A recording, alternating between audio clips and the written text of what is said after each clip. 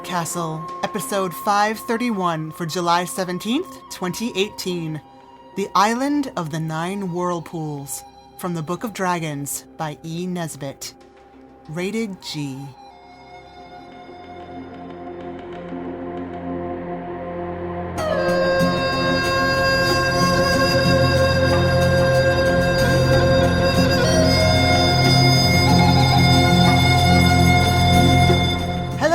Welcome to PodCastle. I'm your host, Setsu Uzume. For this week's story, we are kicking it back to the late 19th century when fantasy started to shift from records of oral traditions to the popular literary forms we use today. This week's author is Edith Nesbit. Edith Nesbit was an English author and poet who published books for children under the name E. Nesbit. She wrote or collaborated on more than 60 books between 1886 and 1924. She was also a political activist and co-founder of the Fabian Society, a socialist organization later affiliated with the Labour Party. According to her biographer, Julia Briggs, Nesbit was the first modern writer for children. Nesbit, quote, helped to reverse the great tradition of children's literature inaugurated by Lewis Carroll, George MacDonald, and Kenneth Grahame, in turning away from their secondary worlds to the tough truths to be won from encounters with things as they are, previously the province of adult novels. Briggs also credits Nesbit with having invented the children's adventure story. Today's story is still very much a fantasy tale with witches, kings, and all those tropes you might expect. So she wasn't a bad hand at that either. This week's narrator is Jen Albert. Jen Albert, our illustrious co-editor, is an entomologist, writer, editor, narrator, game player, cosplayer, streamer, reader of all the things, and haver of far too many hobbies. Jen somehow became co-editor of her favorite fantasy fiction podcast, this one, and she now wonders if she's allowed to call it her favorite. She works full-time as an editor and lives in Toronto with her very large, very hairy German Shepherd. And now, drink up your medicine, remember your kisses, and enjoy the story. The Island of the Nine Whirlpools by Edith Nesbit. Read by Jen Albert. The dark arch that led to the witch's cave was hung with a black and yellow fringe of live snakes. As the queen went in, keeping carefully in the middle of the arch, all the snakes lifted their wicked, flat heads and stared at her with their wicked yellow eyes. You know it's not good manners to stare, even at royalty. Except, of course, for cats. And the snakes had been so badly brought up that they even put their tongues out at the poor lady. Nasty, thin, sharp tongues they were, too. Now, the queen's husband was, of course, the king. And besides being a king, he was an enchanter, and considered to be quite at the top of his profession. So he was very wise, and he knew that when kings and queens want children, the queen always goes to see a witch. So he gave the queen the witch's address, and the queen called on her, though she was very frightened, and did not like it at all. The witch was sitting by a fire of sticks, stirring something bubbly in a shiny copper cauldron. "What do you want, my dear?" she said to the queen. "Oh, if you please," said the queen. "I want a baby, a very nice one. We don't want any expense spared, my husband said." "Oh, yes," said the witch. "I know all about him. And so you want a child. Do you know it will bring you sorrow?" "It will bring me joy first," said the queen. "Great sorrow," said the witch. "Greater joy," said the queen. Then the witch said, "Well, have your own way. I suppose it's as much your place as worth to go back without it." "The king would be very much annoyed," said the poor queen. "Well, well," said the witch. "What will you give me for the child?" "Anything you ask for, and all I have," said the queen. "Then give me your gold crown." The queen took it off quickly. "And your necklace of blue sapphires." The queen unfastened it. "And your pearl bracelets." The queen unclasped them. "And your ruby clasps." And the queen undid the clasps. "Now, the lilies from your breast." The queen gathered together the lilies, "And the diamonds of your little bright shoe buckles?" The queen pulled off her shoes. Then the witch stirred the stuff that was in the cauldron, and one by one she threw in the gold crown, and the sapphire necklace, and the pearl bracelets, and the ruby clasps, and the diamonds of the little bright shoe buckles, and last of all she threw in the lilies. The stuff in the cauldron boiled up in foaming flashes of yellow and blue and red and white and silver, and sent out a sweet scent. And presently the witch poured it out into a pot, and set it to cool in the doorway among the snakes. Then she said to the queen, "Your child will have hair as golden as your crown, eyes as blue as your sapphires. The red of your rubies will lie on its lips, and its skin will be clear and pale as your pearls. Its soul will be white and sweet as your lilies, and your diamonds will be no clearer than its wits." "Oh, thank you, said the queen. "And when will it come?" "You will find it when you get home." "And won't you have anything for yourself?" asked the queen. "Any little thing you fancy? Would you like a country or a sack of jewels?" "Nothing, thank you," said the witch. "I could make more diamonds in a day than I should wear in a year." "Well, but do let me do some little thing for you," the queen went on. "Aren't you tired of being a witch? Wouldn't you like to be a duchess or a princess or something like that?" "There is only one thing I should rather like," said the witch, "but it's hard to get in my trade." "Oh, tell me what," said the queen. "I should like to have one to love me," said the witch. Then the queen threw her arms around the witch's neck and kissed her 100 times. "Why," she said, "I love you better than my life. You've given me the baby, and the baby shall love you too." "Perhaps it will," said the witch. "And when the sorrow comes, send for me. Each of your 50 kisses will be a spell to bring me to you. Now drink up your medicine, there's a dear, and run along home." So the queen drank the stuff in the pot, which was quite cool by this time, and she went out under the fringe of snakes, and they all behaved like good Sunday school children. Some of them even tried to drop a curtsy to her as she went by, though that is not easy when you're hanging wrong way up by your tail. But the snakes knew the queen was friends with their mistress, so, of course, they had to do their best to be civil. When the queen got home, sure enough, there was the baby, lying in the cradle with the royal arms blazoned on it, crying as naturally as possible. It had pink ribbons to tie up its sleeves, so the queen saw at once it was a girl. When the king knew this, he tore his black hair with fury. "Oh, you silly, silly queen," he said. "Why didn't I marry a clever lady? Did you think I went to all this trouble and expense of sending you to a witch to get a girl? You knew well enough it was a boy I wanted, a boy, an heir, a prince, to learn all my magic and my enchantments and to rule the kingdom after me. I'll bet a crown, my crown," he said. "You never even thought to tell the witch what kind you wanted.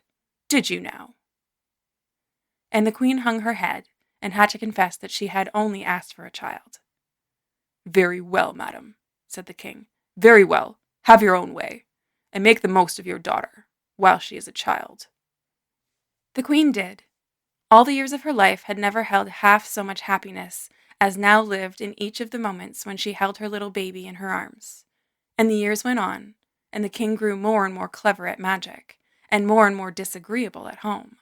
And the princess grew more beautiful and more dear every day she lived. The queen and the princess were feeding the goldfish in the courtyard fountains with crumbs of the princess's 18th birthday cake when the king came into the courtyard looking as black as thunder, with his black raven hopping after him. He shook his fist at his family, as indeed he generally did whenever he met them, for he was not a king with pretty home manners. The raven sat down on the edge of the marble basin and tried to peck the goldfish. It was all he could do to show that he was in the same temper as his master. "A girl, indeed," said the king angrily. "I wonder you can dare to look me in the face, when you remember how your silliness has spoiled everything." "You oughtn't to speak to my mother like that," said the princess. She was 18, and it came to her suddenly and all in a moment that she was grown up, so she spoke out. The king could not utter a word for several minutes. He was too angry, but the queen said, "My dear child, don't interfere," quite crossly, for she was frightened.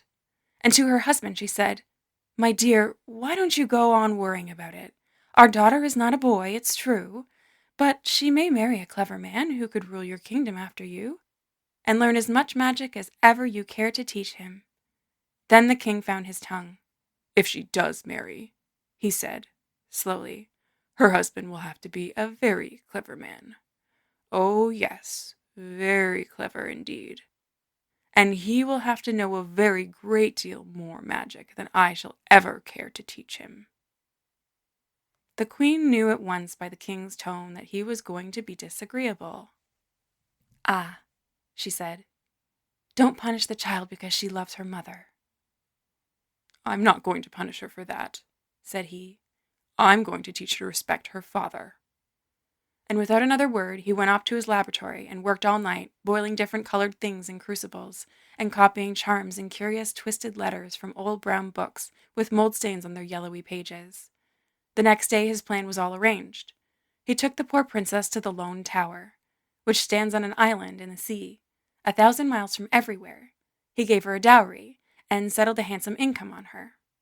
He engaged a competent dragon to look after her, and also a respectable griffin whose birth and upbringing he knew all about, and he said, "Here you shall stay, my dear, respectful daughter, till the clever man comes to marry you. He'll have to be clever enough to sail a ship through the 9 whirlpools that spin around this island, and to kill the dragon and the griffin. Till he comes, you'll never get any older or any wiser. No doubt he will soon come. You can employ yourself in embroidering your wedding gown. I wish you joy, my dutiful child." And his carriage, drawn by live thunderbolts — thunder travels very fast — rose in the air and disappeared, and the poor princess was left, with the dragon and the griffin, on the island of the 9 whirlpools. The queen, left at home, cried for a day and a night, and then she remembered the witch and called to her. And the witch came, and the queen told her all. "For the sake of the twice 25 kisses you gave me," said the witch, "I will help you. But it is the last thing I can do, and it is not much. Your daughter is under a spell, and I can take you to her. But, if I do, you will have to be turned to stone, and to stay so till the spell is taken off the child." "I would be a stone for 1,000 years," said the poor queen, "if at the end of them I could see my dear again." So the witch took the queen in a carriage drawn by live sunbeams, which travel more quickly than anything else in the world, and much quicker than thunder. And so away and away to the Lone Tower on the island of the 9 whirlpools. And there was the princess sitting on the floor in the best room of the Lone Tower, crying as if her heart would break, and the dragon and the griffin were sitting primly on either side of her. "Oh, mother, mother, mother!" she cried, and hung around the queen's neck as if she would never let go. "Now," said the witch, when they had all cried as much as was good for them, "I can do 1 or 2 other little things for you. Time shall not make the princess sad. All days will be like one day until her deliverer comes, and you and I, dear queen, will sit stone at the gates of the tower. In doing this for you, I lose all my witch's powers, and when I say the spell that changes you to stone, I shall change with you, and if ever we come out of the stone, I shall be a witch no more, but only a happy old woman." Then the 3 kissed one another again and again, and the witch said the spell, and on each side of the door there was now a stone lady. One of them had a stone crown on its head, and a stone scepter in its hand, but the other held a stone tablet with words on it, which the griffin and the dragon could not read, though they had both had a very good education. And now all days seemed like one day to the princess, and the next day always seemed like the day when her mother would come out of the stone and kiss her again. And the years went slowly by. The wicked king died, and someone else took his kingdom. And many things were changed in the world, but the island did not change, nor the 9 whirlpools, nor the griffin, nor the dragon, nor the 2 stone ladies. And all the time, from the very first, the day the princess's deliverance was coming, creeping nearer and nearer and nearer. But no one saw it coming except the princess, and she only in dreams. And the years went by in the 10s and in 100s, and still the 9 whirlpools spun around, roaring in triumph the story of many a good ship that had gone down in their swirl, bearing with it some prince who had tried to win the princess and her dowry. And the Great Sea knew all the other stories of the princes who had come from very far, and had seen the whirlpools, and had shaken their wise young heads and said, "'Bout ship!" and gone discreetly home to their nice, safe, comfortable kingdoms. But no one told the story of the deliverer who was to come, and the years went by. Now, after more scores of years than you would like to add up on your slate, a certain sailor boy sailed on the high seas with his uncle, who was a skilled skipper. And the boy could reef a sail and coil a rope and keep the ship's nose steady before the wind, and he was as good a boy as you would find in a month of Sundays, and worthy to be a prince. Now there is something which is wiser than all the world, and it knows when people are worthy to be princes. And this something came from the farther side of the seventh world, and whispered in the boy's ear. And the boy heard, though he did not know he had heard. And he looked out over the black sea with the white foam horses galloping over it, and far away he saw a light. And he said to the skipper, his uncle, "What light is that?" Then the skipper said, "All good things defend you, Nigel, from sailing near that light. It is not mentioned in all charts, but it is marked on the old chart I steer by, which was my father's fathers before me, and his father's fathers before him. It is the light that shines from the lone tower that stands above the 9 Whirlpools. And when my father's father was young, he heard from a very old man, his great-grandfather, that in the tower an enchanted princess, fairer than the day, waits to be delivered. But there is no deliverance. No, never steer that way. And think no more of the princess, for that is only an idle tale. But the whirlpools are quite real." So, of course, from that day, Nigel thought of nothing else. As he sailed hither and thither upon the high seas, he saw from time to time the light that shone out to sea across the wild swirl of the 9 Whirlpools. And one night, when the ship was at anchor and the skipper asleep in his bunk, Nigel launched the ship's boat and steered alone over the dark sea toward the light. He dared not go very near till daylight should show him what, indeed, were the whirlpools he had to dread. But when the dawn came, he saw the lone tower standing dark against the pink and primrose of the east, and about its base the sullen swirl of black water, and he heard the wonderful roar of it. So he hung off and on, all that day and for 6 days besides, and when he had watched 7 days he knew something. For you are certain to know something if you give for 7 days your whole thought to it, even though it be only the first declension, or the 9 times table, or the dates of the Norman kings. What he knew was this, that for 5 minutes out of the 1440 minutes that make up a day, the whirlpools slipped into silence, while the tide went down and left the yellow sand bare. And every day this happened, but every day it was 5 minutes earlier than it had been the day before. He made sure of this by the ship's chronometer, which he had thoughtfully brought with him. So on the 8th day, at 5 minutes before noon, Nigel got ready, and when the whirlpools suddenly stopped whirling, the tide sank, like water in a basin that had a hole in it. He stuck to his oars and put his back into his stroke, and presently beached the boat on the yellow sand. Then he dragged it to a cave, and sat down to wait. By 5 minutes and 1 second past noon, the whirlpools were black and busy again, and Nigel peeped out of his cave. And on the rocky ledge overhanging the sea, he saw a princess as beautiful as the day, with golden hair and a green crown, and he went out to meet her. "I've come to save you," he said. "How darling and beautiful you are." "You are very good and very clever and very dear," said the princess, smiling and giving him both her hands. He shut a little kiss in each hand before he let them go.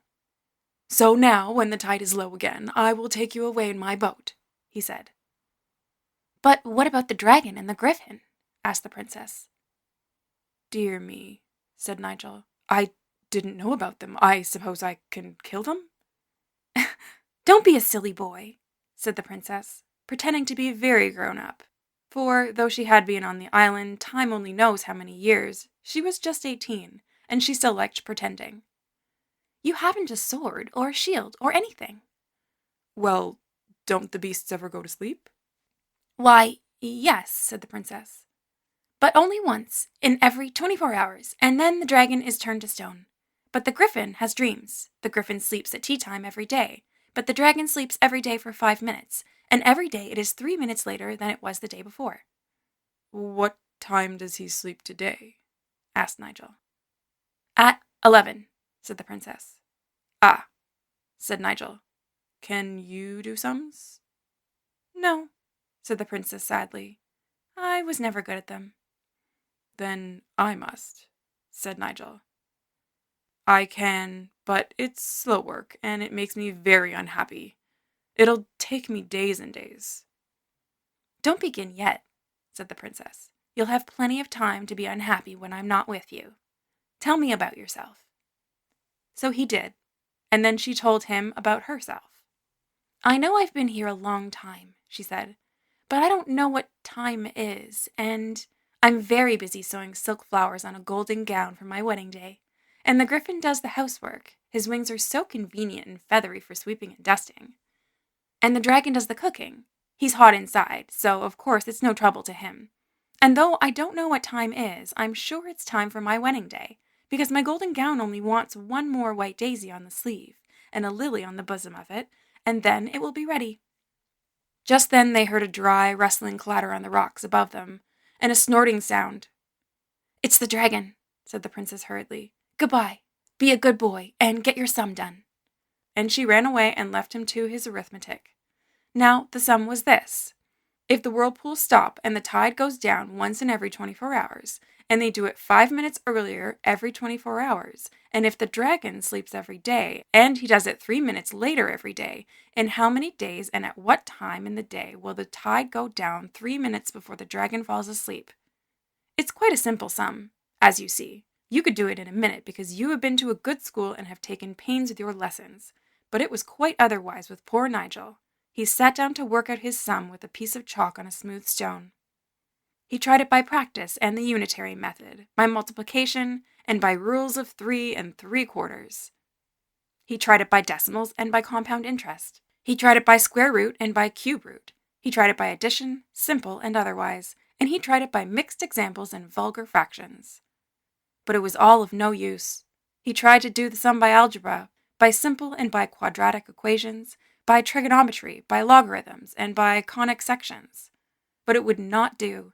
He got an answer every time, it is true, but it was always a different one, and he could not feel sure which answer was right.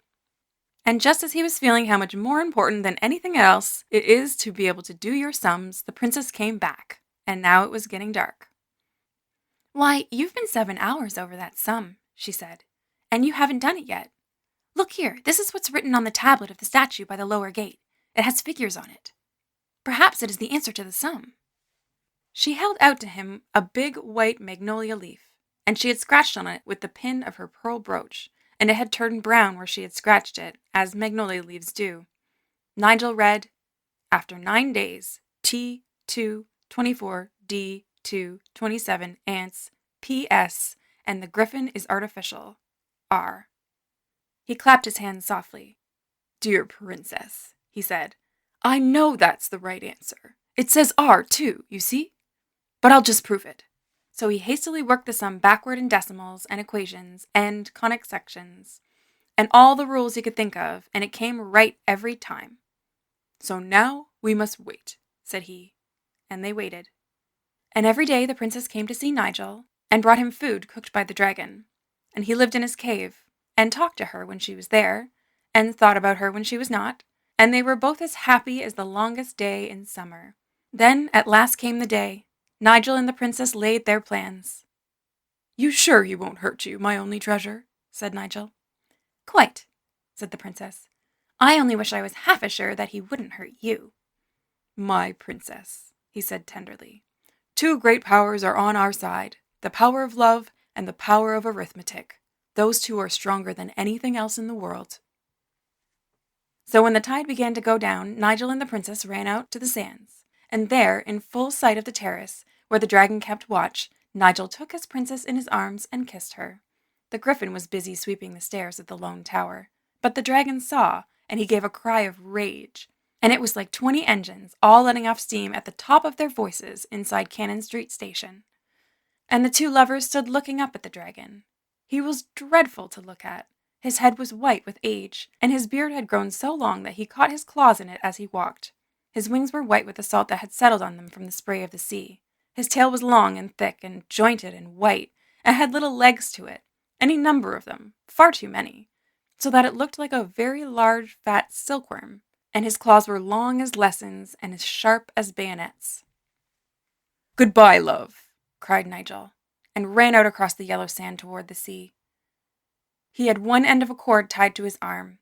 The dragon was clambering down the face of the cliff, and the next moment he was crawling and writhing and sprawling and wiggling across the beach after Nigel, making great holes in the sand with his heavy feet, and at the very end of his tail, where there were no legs, made, as it dragged, a mark in the sand, such as you make when you launch a boat.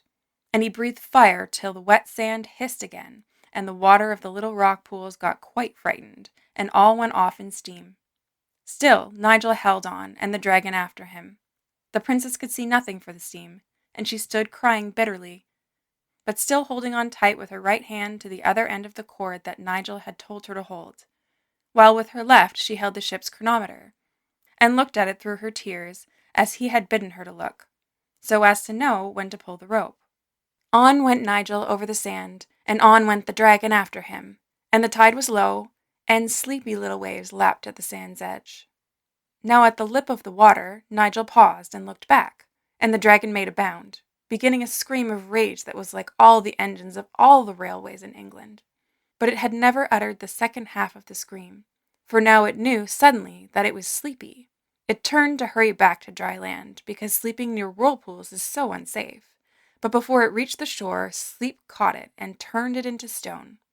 Nigel, seeing this, ran shoreward for his life, and the tide began to flow in, and the time of the whirlpool's sleep was nearly over, and he stumbled, and he waded, and he swam, and the princess pulled for dear life at the cord in her hand, and pulled him up onto the dry shelf of rock, just as the great sea dashed in and made itself once more into the girdle of the 9 winds all around the island. But the dragon was asleep under the whirlpools, and when he woke up from being asleep, he found he was drowned. So there was an end of him. "Now there's only the griffin," said Nigel. And the princess said, "Yes, only." And she kissed Nigel and went back to sew the last leaf of the last lily on the bosom of her wedding gown. She thought and thought of what was written on the stone about the griffin being artificial. And next day she said to Nigel, "You know, a griffin is half a lion and half an eagle, and the other 2 halves, when they've joined, make the Leogriff. But I've never seen him. Yet I have an idea." So they talked it over and arranged everything. When the griffin fell asleep that afternoon at tea-time, Nigel went softly behind him and trod on his tail, and at the same time the princess cried, "Look out! There's a lion behind you!" And the griffin, waking suddenly from his dreams, twisted his large neck around to look for the lion, saw a lion's flank, and fastened its eagle beak in it, for the griffin had been artificially made by the king enchanter, and the 2 halves had never really gotten used to each other. So now the eagle half of the griffin, who was still rather sleepy, believed that it was fighting a lion, and the lion part, being half asleep, thought it was fighting an eagle, and the whole griffin, in its deep drowsiness, hadn't the sense to pull itself together and remember what it was made of. So the griffin rolled over and over, one end of it fighting with the other, till the eagle end pecked the lion end to death, and the lion end tore the eagle end with its claws till it died. And so the griffin that was made of a lion and an eagle perished, exactly as if it had been made of Kilkenny cats. "Poor griffin," said the princess. "It was very good at the housework. I always liked it better than the dragon. It wasn't so hot-tempered." At that moment there was a soft, silky rush behind the princess, and there was her mother, the queen, who had slipped out of the stone statue at the moment the griffin was dead, and now came hurrying to take her dear daughter in her arms. The witch was clambering slowly off her pedestal. She was a little stiff from standing for so long. When they had all explained everything over and over to each other as many times as was good for them, the witch said, "Well, but what about the whirlpools?" And Nigel said he didn't know. Then the witch said, "I'm not a witch anymore. I'm only a happy old woman. But I know some things still. Those whirlpools were made by the enchanter king's dropping 9 drops of his blood into the sea. And his blood was so wicked that the sea has been trying ever since to get rid of it. And that made the whirlpools. Now you've only got to go out at low tide." So Nigel understood and went out at low tide, and found in the sandy hollow left by the first whirlpool a great red ruby. That was the first drop of the wicked king's blood. The next day Nigel found another, and then, the next day, another, and so on till the 9th day, and then the sea was as smooth as glass. The 9 rubies were used afterwards in agriculture. You had only to throw them out into a field if you wanted it plowed. Then the whole surface of the land turned itself over in its anxiety to get rid of something so wicked, and in the morning the field was found to be plowed as thoroughly as any young man at Oxford. So the wicked king did some good after all. When the sea was smooth, ships came from far and wide, bringing people to hear the wonderful story. And a beautiful palace was built, and the princess was married to Nigel in her gold dress, and they all lived happily as long as was good for them. The dragon still lies, a stone dragon on the sand, and at low tide the little children play around him and over him, but the pieces that were left of the griffin were buried under the herb bed in the palace garden, because it had been so good at housework, and it wasn't its fault that it had been made so badly and put to such poor work as guarding a lady from her lover. I have no doubt that you will wish to know what the princess lived on during the long years when the dragon did the cooking. My dear, she lived on her income, and that is a thing a great many people would like to be able to do.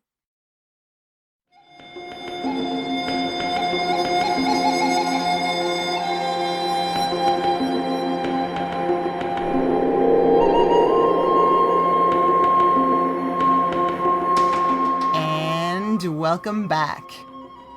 While this week's story was a fantasy tale, E. Nesbit was celebrated for her stories about children that were not necessarily for children. Noel Streatfeild also remarked in Magic and the Magician that E. Nesbit did not particularly like children, which may explain why the ones that she created in her books are so entirely human. They are intelligent, vain, aggressive, humorous, witty, cruel, compassionate. In fact, they are like adults, except for one difference. They are physically small and weak, and economically dependent upon others, and they can't control their environment. As a result, they're forced to develop a sense of community, though it doesn't necessarily make them any nicer to one another. But it does make it possible for them to see each other with perfect clarity, and it is part of Nesbit's genius that she sees them as clearly and unsentimentally as they see themselves, making for that sense of life without which there is no literature at any level. I could see how that would be a useful approach. And that was our show for this week. On behalf of everyone here at the PodCastle, our audio engineer Peter Behravesh, our forum moderator Asikat, your amazing co-editors Jen Albert and Khalida Muhammad Ali, along with all of our amazing first readers, including Crystal Claxton, Stephanie Cox, Matt Dovey, Aidan Doyle, Elora Gatz, Raj Gopal, Arun Jiwa, Devin Martin, Sui Davies Okungbawa, Julia Pat, Hamilton Perez, and Eleanor Wood, thanks for letting us share another story with you. Be sure to share it with your friends, hit us up on social media, and if you would like to show some extra love, head to patreon.com/EAPodcasts for special events, bonus episodes, and PodCastle appearances in the wild. We'll be back next week with another tale. See you then.